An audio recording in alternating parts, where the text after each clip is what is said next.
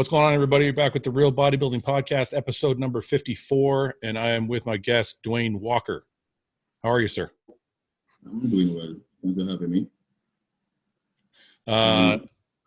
You just competed at this weekend, and you've gotten a lot of praise in the last few days. How does it feel to kind of arrive? It's an awesome feeling. I must say, very, very, very awesome feeling. I'm enjoying it so much. I'm just taking it all in, embracing it as much as possible. I love the feedback that I'm getting. I love all the responses to my posts. Seeing the different critiques, the different comparisons, hearing all the feedback from persons who don't even know me from across the globe. It's an awesome feeling. Yeah. Based on what I'm experiencing right now is exactly what I had intended to happen after showing up in Tampa Saturday. Okay. I'm going to take a second. I want to show everybody, for those of you who don't know who Dwayne Walker is, I'm going to show you his physique. This is his Instagram, IFBB Pro Big General. Why do they call you the Big General? That's because I'm big. And I like to consider myself to be a general, a leader. Yeah. You know, someone who's a leader, right? So, all right. Yeah, we're doing it together. So this is your physique on the weekend. You got a beautiful shape, man. Your conditioning is really, really good too. Thank you. You took third place. Do you think you deserve third place, or do you think you deserve better? I think a better placing could have went in my favor. However, I am feeling accomplished nonetheless. Entering the show for me was pretty much, the mindset was pretty much redemption, being that I did Tampa Pro last year, but in the 212 category. Okay. And I didn't place at all. I think I came like 16. That's way down, like third call outs. Yeah. I did the 212 category. I struggled to make weight class.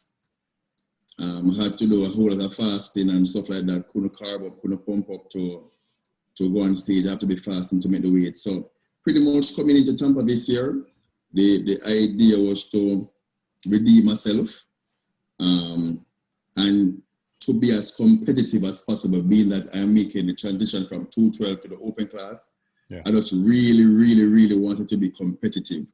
So that was the real intention, being competitive and redeeming myself. Okay. So that was pretty much the approach going into the show. When did you turn pro? I turned pro September 2018. I won my pro card at Olympia Amateurs in Vegas, September 2018. Okay. And you turned pro as what was your weight? What was your weight when you turned pro? I did the heavyweight at Vegas. And so you were what was your weight at that show? You remember? Pretty much 200, thereabout, pretty much 200, like 190, 200, thereabout. Okay, so soon after, so the first show. I was at the bottom I was at the lower tier in the heavyweight. Yeah. Barely made it into the heavyweight. Yeah. Is this show, this past Tampa Bay show, Tampa show, is this your second pro show? It would not be my second pro show.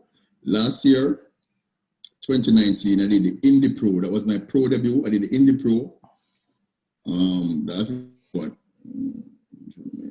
I think that was like April. I think Indie Pro was April 2019. Yeah. I placed 6th there. I got first call out, placed 6th there. Okay. Then I went on from there and did the New York Pro. Mm-hmm. Didn't place at all at the New York Pro. Then I went on to do the Puerto Rico Pro, and I placed 3rd there. This is all doing 212. Yeah. I placed 3rd in Puerto Rico Pro. Then went on to Tampa and didn't place at all. Okay, so when was the Tampa show? Last year, the Tampa show was in August. So yes, you basically took a year off to grow. That was not intentional. Okay. I didn't intentionally take a year off to grow. Due to the COVID, the shows that I had scheduled for the year, they all got cancelled. Okay. So the same Indie Pro, the same New York Pro, those were the first two. Those were the opening shows for the year, pretty much. Yeah. And those 2 shows got cancelled. Then the whole entire pandemic happened where everything was shut down. Yeah. So it just so happened that the next available show would be Tampa Pro. But do you think that time off helped you put on, like, how much weight have you put on since the 212? Like, what'd you weigh in at Tampa? At Tampa, weigh pretty much like 235. That's a lot of weight, man. That's a lot of weight to put on in one. That's like you put on 20 pounds in one off season. Yes, I would say it did work in my favor. The whole shutdown did work in my favor. We tried to. I wasn't able to train for the 2 months that I was quarantined. But we didn't stress it nonetheless. We didn't stress it. We still tried to maintain a fairly clean diet. Yeah. And the first sign that we got that we could train, we went back into the gym and we just stick to the guns and stick to the script, diet. I work with my trainer, Chris Rose. He definitely had a plan in which we had designed and formulated to improve my legs, because at the 212 category, that was one of my weak body parts, my legs. Yeah. So we definitely designed a training program and a regimen to improve my legs, my hamstrings, my calf, my glutes, and all that. So we went right into that program as soon as we got the opportunity to train. If you could point to one thing this show as to why you didn't take second or why you didn't take first, what would you attribute it to? What would be the thing that you could point to that'd be like, if I did this better, I could have won or I could have took second?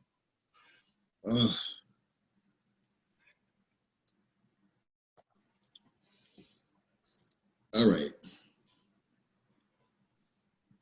Based on the judges' feedback and based on my observation, I think my legs and hamstrings are still not where they are supposed to be. So glutes, hamstrings, and my quads are still not where they are supposed to be. Yeah. I think I still lack a bit of muscle maturity. I could have some more size/mass going into the shows. So I think with improvement on those, I would have definitely be able to secure the #1 spot in that show. But not having those things at the moment, third place, I could understand being placed third. Yeah. So do you mind if I give you my take on it? Go ahead. Sure. So when I came up in my career in the beginning, the first couple of years, maybe 2 or 3 years, I feel like we have one thing in common. It looks like you have very wide shoulders. So yes. So you have very wide shoulders and you have a very thick back. I didn't have a back like yours at the start, but I always had a wider shoulder structure. So when I did step on stage, the judges were like, your legs aren't big enough. But I feel like it's because my shoulders were so wide that my legs didn't look like they stood up. You see what I'm saying? So when you came out, I'm going to be honest with you, I had never seen you in the open class, but that's because you were 212. When I saw you come out, I was like, wow, who's that guy? He looks really good. The only thing is the thing you just said. It wasn't even your quads as much as your hamstrings from the side. Looked like if they were just thicker, because that was the only difference between you, Hunter, and Ian, was they had like a little bit thicker leg from the side. Yeah. That's something I definitely need to work on. So I need to know, we need to like do some research, do some check what particular exercises we need to do. Yeah. That would target the hamstring to make it thicker from the side. Mm-hmm. So definitely myself and my team working on that. We started the pictures and we started the videos. We need to work on that. So we definitely going to work on that and ensure that my next showing will be better than Tampa. What are you planning for your next showing? Are you going to compete again this year or are you going to wait? No, I definitely want to compete again this year. I mean, I've waited so long for this year to get to be on stage. It's been a year since. I mean, Tampa was last. And so it's pretty much a year since I've competed. And I like competing. I'm in a sport to compete. I turned pro to compete. Yeah. On stage, I like to be compared against the other athletes to see how much I match up. If I'm good enough, if I belong here, I mean, I like that. I love the comparisons. Yeah. And that's one of the things I didn't get the opportunity of. I didn't get the opportunity to be compared next to Hunter, and I really wanted to be standing next to him. That's true. To get my comparison poses next to his. My compulsory poses next to his compulsory poses. I really wanted that opportunity, just to see how much I match up and to see how much I'm lacking, and you know what I mean, just to see how good I am compared to those. That's type of guys in the field. That's true. I watched the live feed, and it's true. Actually, I never even realized that. But you never actually got to stand next to Hunter. No point in time. But I do think. I don't know if the story and the outcome would be the same, but I do think it would still be the side of the leg and the back of the leg would be the only thing. Because I mean, your upper body is like, I mean, you look incredible. Your entire physique fits together well. As soon as you build up those hamstrings a little bit, man, you're gonna have a tough time with you. Yeah. So, more importantly, though, I want to know how you put on 20 pounds of stage weight in 8 or 9 months. And the funny thing is, listen. The funny thing is, we weren't prepping. We didn't do the prep with any weight goals in mind. Yeah. Right. What we did know though was that I couldn't do 212 anymore, hands down. Yeah. Right. Based on the fact that I had to fast to do the 212, to do my last show last year at Tampa Pro, I had to do a fasting and all of that. So being 212, fasting to make weight, and then hearing that I have to come with bigger legs, that just goes to show that if I'm supposed to improve on the legs, then more than likely I couldn't make weight for 212. No, yeah. So with that being said, myself and my team with us went into the prep with the intention to improve on legs, right? We weren't considering what I would weigh or how much I should weigh or how much we're aiming to weigh. So we just trained really hard. My coach, Lolita Riley, prepared my diet so we could get some good calories in to support the growth of the legs. Yeah. Chris Rose, my trainer, organized my supplements and so forth.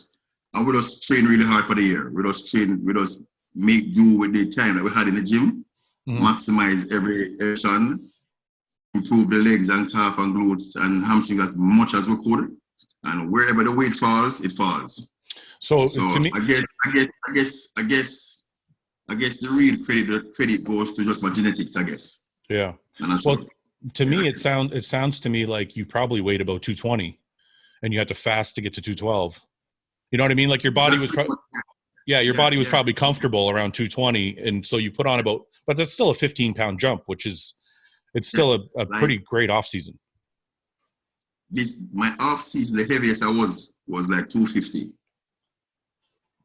That's really lean. That's lean, man. I got up to 250, and then 2 weeks out from Tampa, I was weighing like 235. 2 weeks out from Tampa this year, I was weighing like 235. I was weighing like 28. That's pretty incredible, man. That you only gained 15 pounds over your stage weight. So you stayed lean all year long. I try to. I hate cardio, so I hate cardio.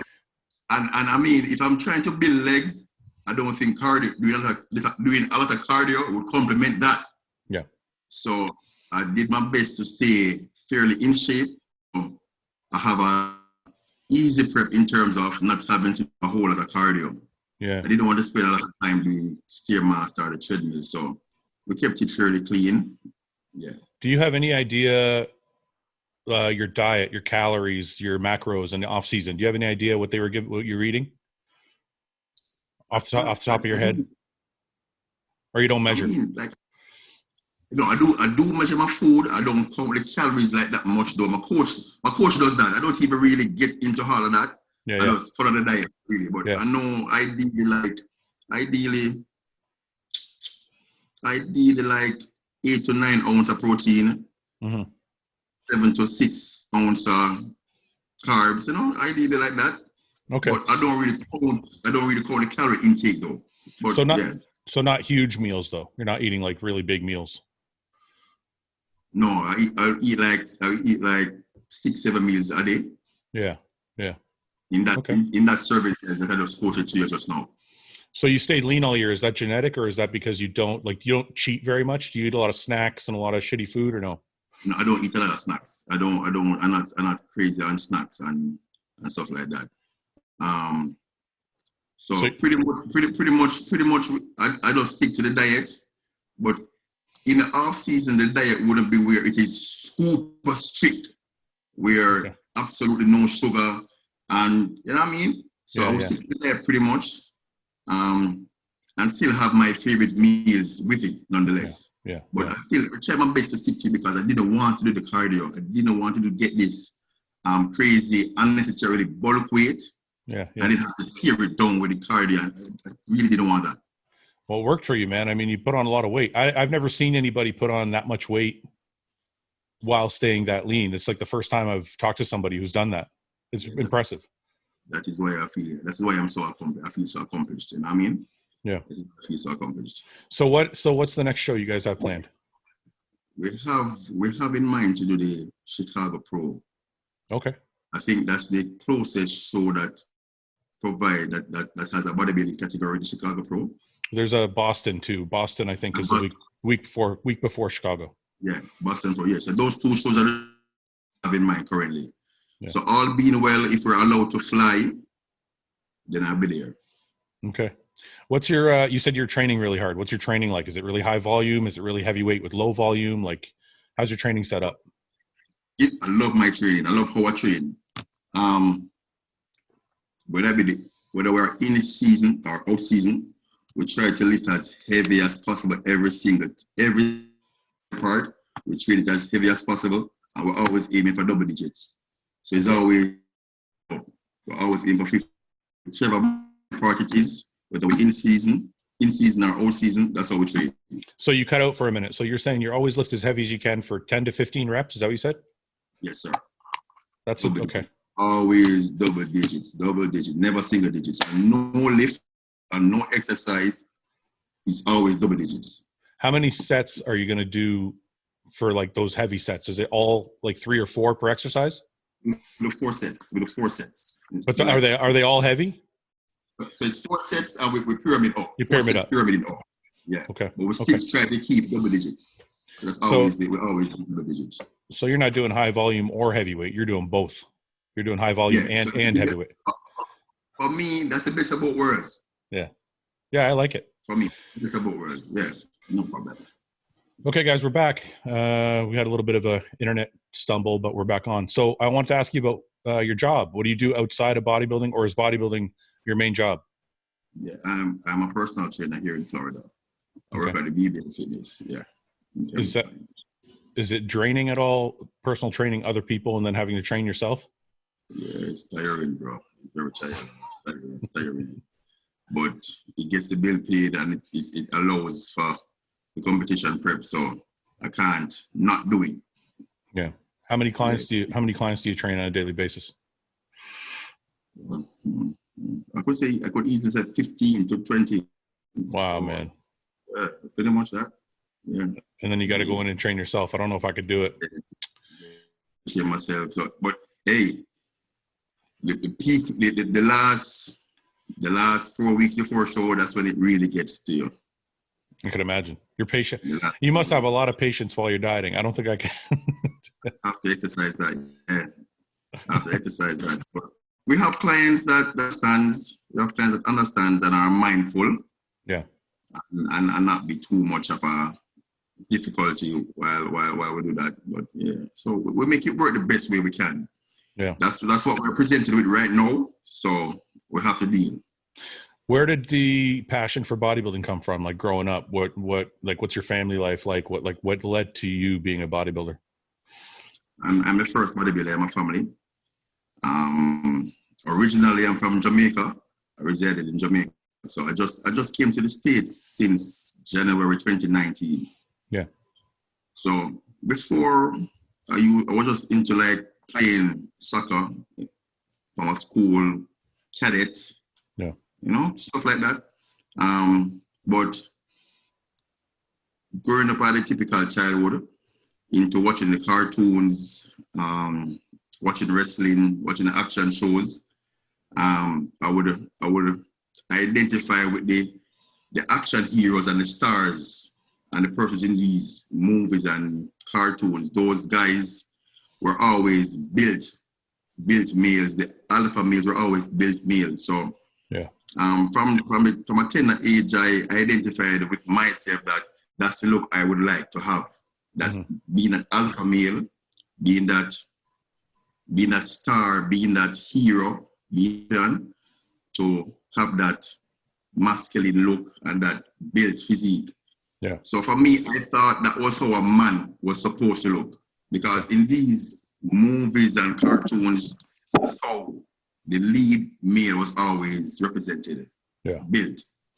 So that's what I identified with for myself. So I would then, as I got into my teenage years, I would start doing a little lifting here and there, just in arms and get some chest and to, slowly develop and attain that masculine built look. Yeah. As I got to 21, when I graduated college, I went to a small gym in my community. I started doing some more. My training, that was the first time I was training structured. So I started training every individual body parts now, to develop every individual body parts, and not just arms and chest. The owner of the gym was a bodybuilder himself in Jamaica, and he said to me I should think about competing. At the time I was going to the gym in like February, and he said to me there was a show in July, and I should just think about entering the show. So having nothing to lose and being competitive, I said, okay, I'm going to just do my little training here and there with the knowledge I had at the time about training and dieting, just train. And July came around and I did the show. Yeah. I came fourth in the competition, and I don't know, for some strange reason, it being my first show, barely having any knowledge or experience of competing, I was upset about my placing. I thought I should have won the show, which was ridiculous, right? Where did you place? I placed fourth. Okay. And I was super upset. I don't know why, but I was upset about coming fourth.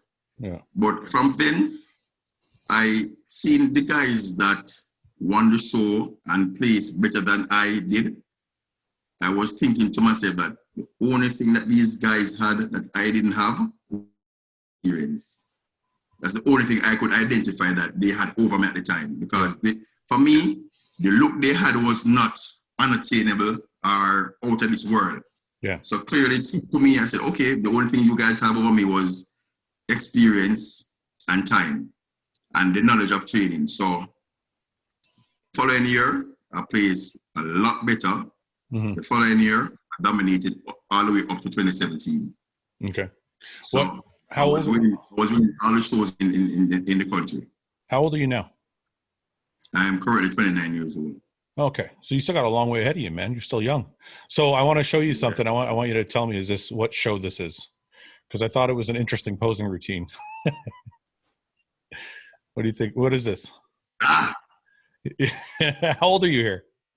Yes, sir. Yes, sir. That age of 20. That's a lot of flair, man.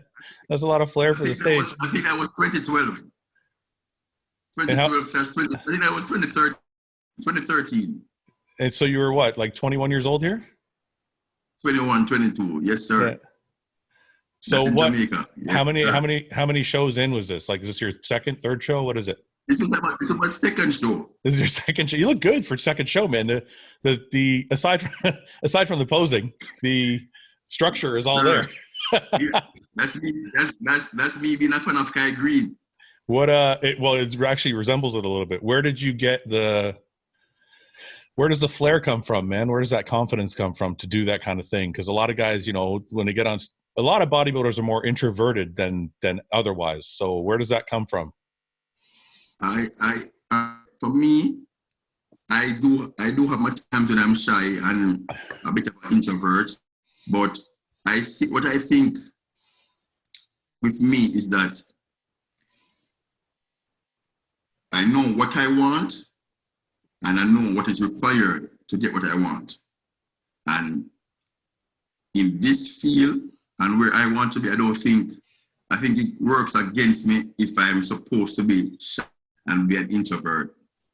So to really show what I can offer and what I have, I think I would have to put away the shyness and being an introvert to really come out myself fully, to fully show my potential. So I had to set all of those stuff aside about being an introvert and just really just show up and get the job done, especially while on the, at least while I'm on the stage. Yeah. So forget about being shy while I'm on the stage, forget about being an introvert while being on the stage, because I can't let my shyness or being an introvert the reason why I can't excel at the rate I'm supposed to excel or accomplish what I'm supposed to accomplish. So I refuse to let those simple stuff prevent me from getting to the top. It's impressive that you said that. A lot of people can't master their own fears. Like a lot of people, when they have that fear, even though they, like what you're saying is obvious. Like if you want to be popular, you got to put yourself out there. You got to be different. You got to show who you really are. But a lot of people that have those fears can't turn it off. So it's interesting that you can shut it down and do what you have to do. Yes, sir. Yeah. I am shy, but I realize in previous times, just over the years, I realized that being shy would kind of have me on the back burner versus the guys that were not shy, that would really more jump at stuff and be ready and willing to go. And I would be on the back burner, even though I might be a lot better and stuff, but just being would not let me be seen or would let me be overlooked, and I was not going to have that no more. It's impressive. So you said something while you were saying all that. You said you're being that way because you need to get to where you want to get. So, and you're also talking about your childhood and seeing cartoon characters or people in movies as alphas and kind of them being the men, right? So what do you want? Ultimately, what do you want from bodybuilding? Like, I guess on a deeper level, what is it you see for yourself? Like, do you want to be the guy? Do you want to be the guy everybody looks to and says, that's the guy, that's the man, like that's the, is that ultimately what you want from bodybuilding? Yes, sir. I want the Olympia title. I definitely need that title, but also I want to have that physique. I want to be that person. I want to be that individual that persons can say that physique is phenomenal.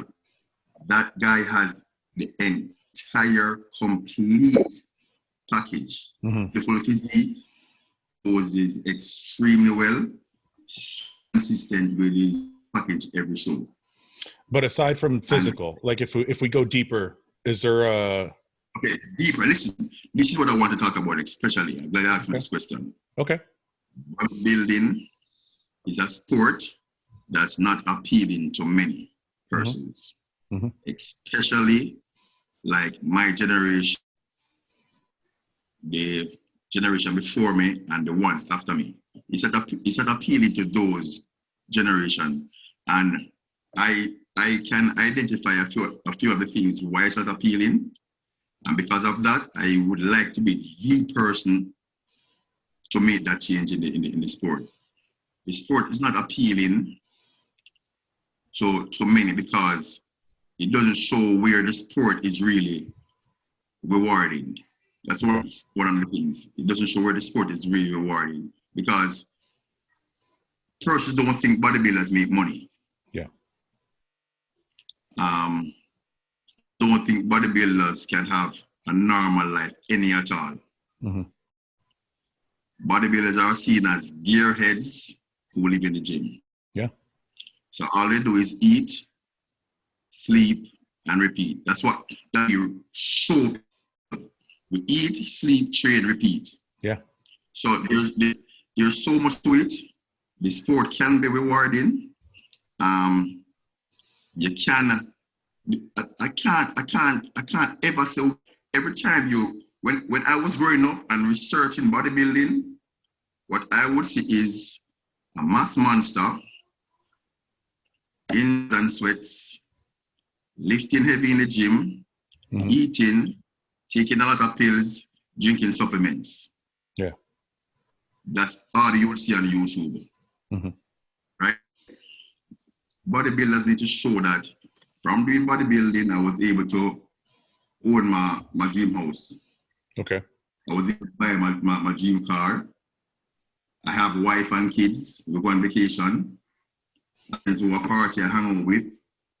Stuff like that. We do have normal lifestyles just the same. Yeah. And we are living our dreams from the bodybuilding. Mm-hmm. We need to show, we can show the other spin-offs of being a bodybuilder, where guys go to other business ventures from bodybuilding. One sec. Sorry, Dwayne. You covered the speaker, I think.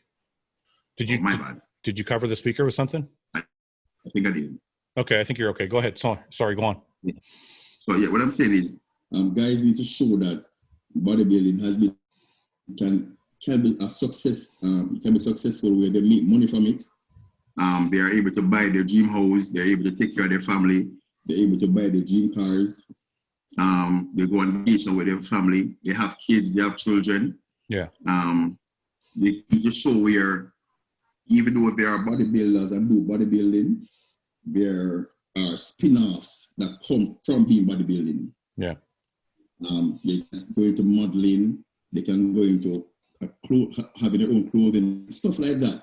Yeah. So when a child says to their parents, "Hey, I want to be a bodybuilder," and the parents say, "Why? Bodybuilders don't make money. There's nothing in bodybuilding." I can show them, "Hey, this guy did it, and he accomplishes this from being a..."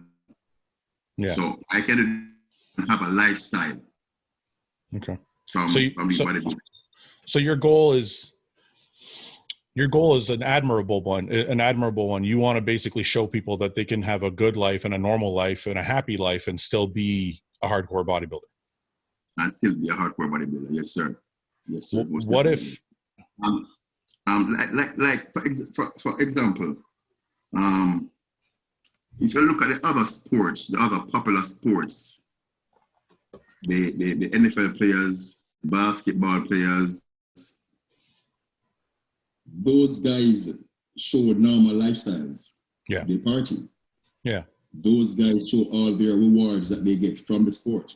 Yeah. The bling, the house, the cars. Not saying that those are the only things that make you successful, but those things are appealing. Those things are appealing, especially to my generation. Those things are appealing to my generation. So they see that, okay, being at the top of the career in an NFL league or a basketball league or soccer, they can live and buy all the things you want to buy. Yeah. Bodybuilders can do the same. Yeah. I got to pause. Can you tell me a bodybuilder who depicts that? No, most bodybuilders, but I have to push back a little bit because I don't think bodybuilding is the same as football and basketball and all that. Like those guys I don't think they live in the kitchen. I don't think they're timing their meals. I don't think they have an off season where they can relax. I feel like bodybuilding is a 24/7 sport when you get to the highest echelon of it. Right. Yeah. So maybe some people can do it. If you're genetically gifted, maybe you can get away with, relaxing a little bit, partying a little bit, missing meals a little bit. But I think at the very top, like you said, you want to win the Olympia, right? Yes, sir. I feel like if you want to win the Olympia, it has to become a be all everything of your life. I don't think you can beat the guys at the top, in the top 3, top 5, top 6, if you're doing less than they are. Yeah. All right. See what I'm saying? Yeah, I agree. But look at this. The guys in the top 3, top 6. How many shows they do a year? 1 or 2. Probably 1. Exactly. A lot of them 1. What do they do the rest of the year? So you're saying that they're training. So you're saying those guys at the top 3, Olympia level, right? Yeah. They only do the Olympia yearly. So for the rest of the year, what are they doing? Well, I mean, they're training to get ready for that one show that they want to win, right? But I mean, you can see. They don't. None of them train all year round for the Olympia. They train pretty much 6 months out. Yeah, I would say everything gets ramped up 6 months out. But also, if I look at those guys, if you look at like a Steve Kuklo, right? Steve Kuklo was 5th or 6th last year. I can't remember. 5th, I think. He's doing stuff all the time. I always see him wearing business suits and he's traveling around and he's doing stuff and he's got other businesses that he's running. If you see, Brandon Curry's Mr. Olympia. Is he pushing it out? Yeah, I think we could do a better job of showing those things. I agree with you there. Yeah. I mean, look, everything you're saying is 100% true. I think it's important to show a better side of bodybuilding. I mean, that's why I have this podcast, but I just don't know. I don't know how much we can do that. Like when you're really, like when it comes down to the nitty gritty of, because it's really a percentage, you know what I mean? There's a small percentage point between 1st and 2nd at the Olympia. Right? It's like the gap is so tiny. So it's like, maybe if you're William Bonac and you're 2nd place, maybe you're not going out to party all year. You know what I mean? Like maybe there's not much. I mean, we have social media and all these guys have social media, right? So what I'm saying is they don't have to show that it's something that they do on a regular, because bodybuilding is already seen as the cult sport. Yeah. And it's not mainstream because it's not appealing. Yeah. Right? So each bodybuilder has a social media platform, right? And if you go on these bodybuilders' social media platform, you don't see lifestyle. I agree. I agree with you on 100. Lifestyle. Yeah. Right? What I'm saying is like, at least your weekend. Yeah. Your weekend. What you spend the weekend with your kids and your wife. Post about that. I don't disagree with you at all. Yeah. That's what I'm saying. On a weekend, you link up with your fly out. Okay, you go on vacation. Post some of that. Yeah. Yeah. But there is one thing. There is one thing I will say is, I don't think bodybuilding is not mainstream because of how it looks. I don't think anybody can do it. Mm-hmm. I don't think it's not fun to the average person. Do you see what I'm saying? Like playing basketball, playing soccer, playing football.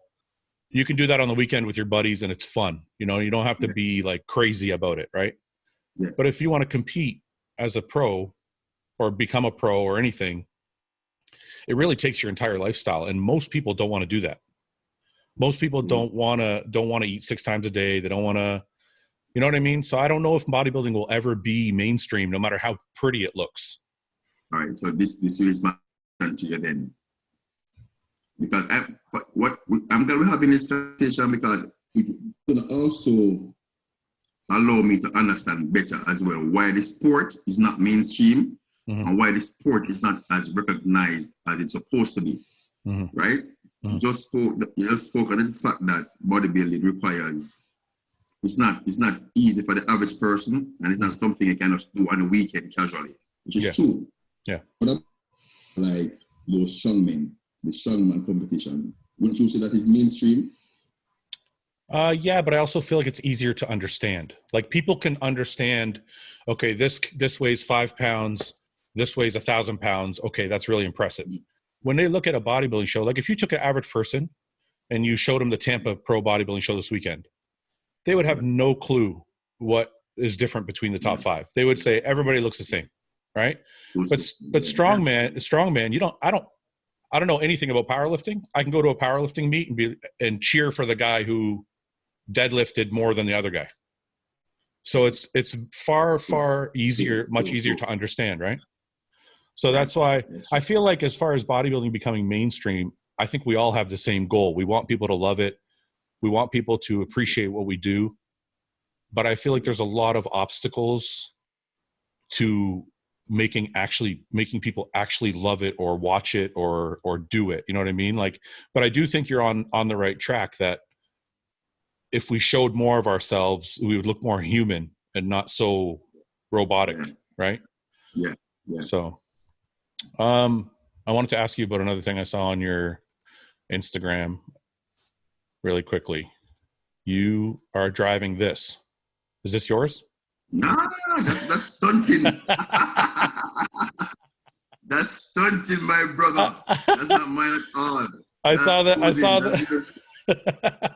That's it's just me taking a photo beside one of my clients' vehicle. I saw that shit, and I'm like, if he's driving that thing, I gotta fucking go for a ride in that. Yeah. Oh my goodness. I wish that was me. So you said stunting. This is for the gram. I wanted to ask you because you brought it up. I just want to. You said something about a wife and kids. Do you have a wife and kids? I have a wife. I have a wife, and she has 2 kids, but I don't have any children of my own. How long have you been married? Just some months now. Sorry, how long? You cut out for a second. It's December. December. Okay, so it's relatively new. Yeah, have you been with her a long time? We've been with each other before, like, I would say like 6 months before. Okay. So you got married quickly? Yeah. Reason for that is she's pretty much in the field as well. She did a few NPC shows before. Yeah. She's also Jamaican. Yeah. She's basically in the field of bodybuilding and so forth. So she pretty much understands me and understands what would be required of me. Mm-hmm. So right there and then it's easy for us to gel and we understand each other's expectations. Yeah. Does she help? Yeah. Does she help you a lot with like diet? Do you train with her at all? Goodness. Oh my goodness. What? Oh my goodness. It wouldn't be possible without her. Really? It wouldn't be possible without her. Trust me. So is she cooking all your meals? She handles every single one. Does she train with you or do you? And she serves it. She shares it out, package it. Really? Cooks it, weighs it out, package it and everything. All of that. Wow, you're a lucky guy. I would have married her too. That's a good. That's what I'm saying. So she already understands everything. She understands what's required. She understands how difficult it is. She understands the focus that it requires. So she's 100%. What does she come with you to the gym? Does she train with you? Do cardio with you? Any of that stuff? Yeah, we do that from time to time. What we need to do as well is to shoot some videos together for Instagram. So persons can see us training as a couple. You know what I mean? Yeah, I didn't see her on your page at all. So yeah, she's there. I guess she's further down, but I can fix that. How much attention are you getting from other girls now?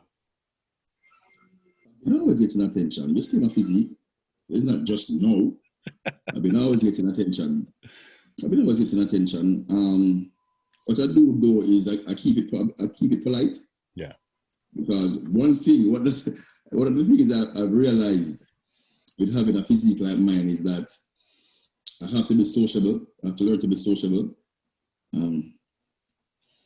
The slightest. If I'm in the mood to not speak or in the mood to not interact, it's easy to be seen as an asshole or arrogant or cocky, and I don't want for that. Mm-hmm. So I've learned to be very sociable whether I'm in the mood or not. Yeah. So I always try to be polite with the responses when I get feedback from persons on social media or in person. Mm-hmm. Mail, I try to be polite and respond accordingly and be mindful that they're just in awe of my physique and they might be impressed, and so I just be mindful of that and respond accordingly and be polite and keep it casual.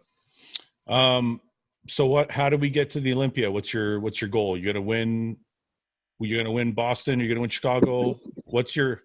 I want to ask you your short term and your long term. So your short term goal is obviously to get to this year's Olympia, but your long term goal is to become Mr. O. So how does that happen? How do we make that happen? Right now, I know I'm currently not in a position to be Mr. O, but I would like to experience. I would love to have the Olympia experience, and I want to make it a very short-term goal. So I would like to get that experience this year, 2020. Yeah. So, all being well, I'm hoping to secure a win at one of these shows, or at least get enough points to qualify. Yeah. I like to be in the presence of all those other established guys. I like to share a box with guys. I like to share a pump up room with these guys, get the photo opportunities, see the media attention that occurs at these events and shows, get to do some networking, to be in the mix and just be in the mix and mingle. And that's the short-term goal I have this year, to get that experience, to get the feel and all that. I really want to be established in the sport. Yeah. Really want to be established in the sport. One of my goals as well, one of my goals and dreams as well, is to be on the cover of the Muscular magazine. I really, really, really want to be on the cover of that magazine. That for me is a big deal. Okay. I used to read those magazines a lot. So that's a really big deal for me, being on the cover of one of those magazines. It might be something small to others, but it's a huge deal for me. Yeah. Huge deal. I mean, at one point in time, being in Jamaica, some of these goals seem so far-fetched, seem so impossible. Yeah. I mean, being a pro bodybuilder now, from just competing in the Caribbean to being a pro bodybuilder now, competing in this and meeting the guys see only on YouTube and meeting the guys that I would only see in the Muscular Development magazine. It's coming a bit more clearer to me that it's very possible. Yeah. I try my best to document as much as I can as well, document it and share it on my Instagram, so that my fellow friends and the other athletes back in Jamaica can also see my experience and be motivated experience, and also push themselves and train hard enough to try to be in a better position for themselves to be a professional bodybuilder and to try their best to be at the Olympia level, because there are other athletes back home just as good and share similar dreams to me, similar dreams that I have, and they just need the opportunity to, Yeah. So I would. So, Did you go ahead. Did you leave family behind in Jamaica? My mom and my young back home in Jamaica. Your mom and your mom and who else? My younger brother. Do they have any plans to come to America with you, to be with you, or no? Not really. They travel, and for them that's enough. They travel. So how often in a year will you see your family then? About 2 to 3 times for the year. Okay. So I have one more question before I let you go, because everybody wonders about it. So I just want to ask you, how do you feel? And you don't have to say anything too drastic. I just want to ask you quickly. How do you feel do you feel like there's politics in bodybuilding? And if so, now that you're known, do you think people will look at you more so when the shows come around? Like now that, because I feel like before Tampa, nobody was saying, oh, wait, Dwayne Walker's coming. Dwayne could be first, Dwayne could be second, Dwayne could be third. But now when you step on stage again, whether it be Boston or Chicago, people are going to be saying, hey, Dwayne's going to be in the mix. So do you think that visibility will now help you with placings, or do you think it doesn't matter? It matters. It does matter. Visibility. This is it. For me, I don't think it's politics. Yeah. But before Tampa, nobody knew me. Yeah. Nobody knew me because I didn't make an impact. So nobody would know me. Yeah. Ian has been doing this, so people would know Ian. Yeah. So people would, and Ian already has a resume. So people know what to expect from Ian. People know what Ian stage. With Hunter is what you call it, a second generation bodybuilder, pretty much. Yeah, like a legacy bodybuilder. Yeah. So people already know Hunter was. So pretty much persons already have their expectations of these guys. Yeah. People knew what they could bring to the table. So persons were already doing their predictions just like any other sport. That's right. Right? Yeah. If Floyd is going into a fight, people know what Floyd can bring to the table. People are betting on Floyd because Floyd has been winning. He has the resume. He has a track record. So that's how I look at it. I didn't make any noise before Tampa. So persons didn't know what to expect from me. I wasn't seen, I wasn't known. I'm on the scene now where persons are aware of me, persons, the potential that I do have. Mm-hmm. So whichever other show I do after Tampa, persons know what I am of bringing. Right. But so I will say this, you've set a bar for yourself now, right? This is one of the things I know about judging in the IFBB because I had to deal with it myself. When you set a bar for yourself, you can never go back. So now every time you do a show, you're going to have to look as good as you looked this last weekend, or else. I was just saying it to my wife, and I was saying it to my coach earlier that no, I have to maintain this reputation that I've said this. Everybody has been talking about the condition that I brought to this show, so I know I can't bring anything less than that same condition. Yeah. It has to be on the same or more. So I'm fully so yeah. I know it's a little bit of pressure is on me right now. Mm-hmm. It applies to that, but I'm all for it. I'm all for it, and I'm with a good team. I'm with a good team. And the good thing about my team, we're always there in person. Yeah. So that's the greatest thing. We're all under one roof. I can see my coach any time of the day, any day of the week. So I'm always being monitored and tracked. Yeah. I just think it's funny because now, even if you're 5% worse than you were in Tampa, but you're still better than the next guy, it's not, they're still going to fault you because of how good you look. Like, yes, sir. so you kind of cursed yourself. Now you have to be perfect every time. So every time. Dwayne, you know what? I appreciate the time. Appreciate the time, man. Thank you very much for coming on to talk. And I think this will, this kind of lets people get to know you a little better. I always let everybody, before we sign off, if there's any message or anything you want to promote or anything you want to say in general before we sign off, you're welcome to say whatever you like. I would also like to say, like, all the persons that has been reaching out to me via Instagram or via Facebook, I appreciate the feedback. I appreciate all the comments. I appreciate the praises.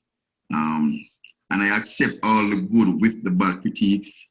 I know there's no going around that. So, and I'm fully aware of my shortcomings, fully aware of the lagging body parts that I have. I know what I need to work on. So I'll definitely be working on those stuff. I'll definitely do my hardest to remain consistent with my package that I can bring to the stage. And I just appreciate the opportunity you have given to me to be in your program. Despite placed third at the last competition, and many persons think that it was unfair, I still feel accomplished nonetheless because I brought the package that I wanted to bring to the show. I got my name out, which was a big deal for me, getting my name out there, making an impact. Yep. So I'm grateful for the weekend nonetheless, and thanks to everything, people that has been supporting me and reaching out to me. That's great, man. Okay, Dwayne, you know what? Thank you very much, man. It's a great message and an awesome attitude to have, and we all, I think, look forward to seeing you at the next show. You know what? I might be doing Chicago too, so I might be right there with you. Yes, sir. No problem. No problem. I don't have a problem. It would be a pleasure meeting you, as a matter of fact. Yeah, we'll have some fun. All right, brother. Thank you very much for the time, man. Yes, sir. Thank you. Okay. Have a good day, man. Bye-bye. Hey, guys. Thanks for watching. Please subscribe, share with your friends, and like the video. And if you get a chance, check out the description for all the different links to all the different places you can find Hostile and myself.